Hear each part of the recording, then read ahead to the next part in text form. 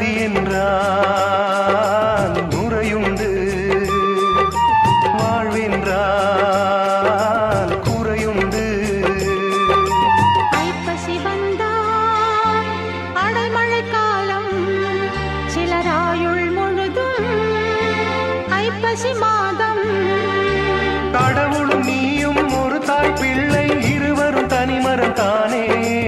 அவனுக்கும் உனக்கும் அன்னை இல்லை, அதனால்